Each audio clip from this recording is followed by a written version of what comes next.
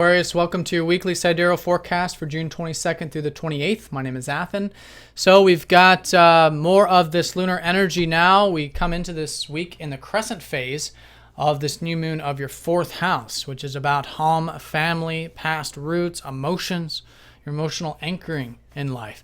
And as the week unfolds, more of this lunar energy will be gained, will be available with that, especially because Mars is conjunct up to that new moon energy, but in that fourth house. Okay, so there perhaps has been a lot of motivation or energy or determination in the fourth house area in some way. And so that is going to continue to increase in energy as the week unfolds. We go into the gibbous phase at the end of the week, and then next week we have the full moon relating to this fourth house. So definitely a week of increasing of energies. And it is relating to fourth house matters. Now, Mercury is also here too, so helping you guys, think. I think you guys are naturally thinking more about this part of your life, communicating it, or just, working with it on a practical level. And this is spending time at home with family, things like this. But there is a shift. And the shift you probably noticed last weekend when the sun went into your fifth house. But now this week, Mars shifts into your fifth house as well.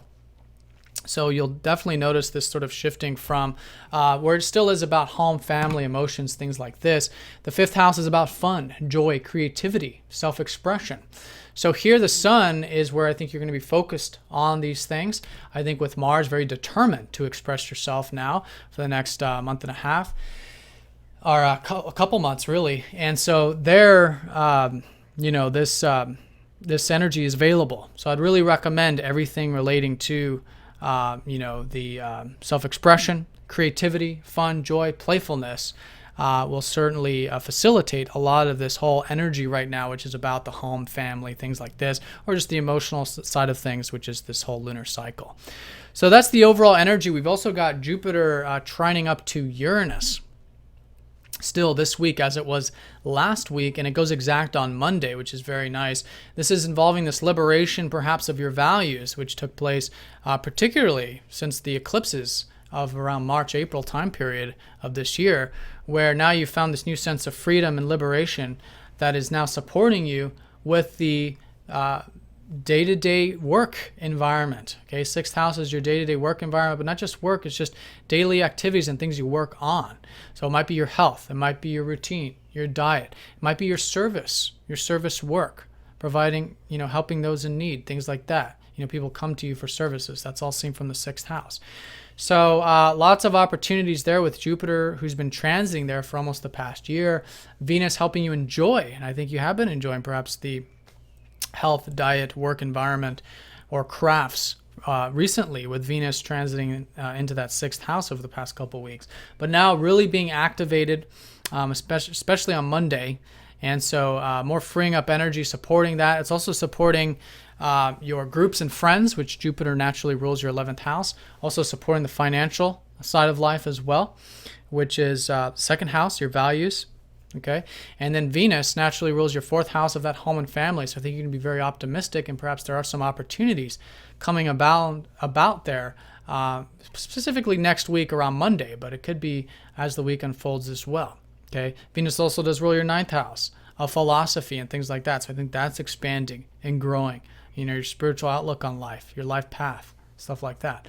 So a lot of nice areas that is being activated here by this conjunction.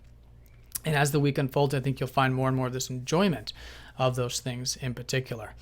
So that's the overall theme. And then that Monday, Tuesday time period, Mars does shift into that fifth house. And then around Tuesday, Mercury squares up to the north node, Neptune, who's been transiting your first house. Now, this is the third and final aspect between these two planets. Mercury, the planet of intellect and wanting to figure things out, squaring up to Neptune, who's about the spiritual understanding, not the mental understanding. So over the past few weeks, perhaps you've learned a lot about this stuff you might be thinking of in relation to home and family of the fourth house. And also in relation to your identity, who you are, and how there is no specific identity, but you're so much more than that, right? Which is Neptune in the first house. And that your goals and things you work on in life, it's very important that you flow and trust and have faith in the whole process. So those things you learned with that, also maybe in regards to your self-expression, since Mercury does rule your fifth, and the deeper side of things, which rules your eighth. But in either case, this early part around Tuesday, very important that you flow, trust, and for all of us, we don't have to have everything figured out, all the details of. We understand that there is, of course, a divine process.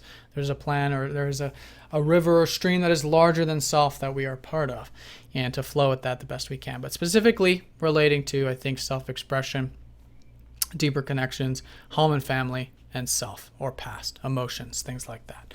So that's the early part of the week. Also around midweek, Chiron goes retrograde in that first house. So there are, just like Neptune last week went retrograde, there's more things to kind of relearn, reestablish about self, about where you're going, your goals, things like that, which isn't, again, meant to be figured out. But Chiron here is just wanting to learn about it in a spiritual sense, in an inner sense, with Chiron and Pisces.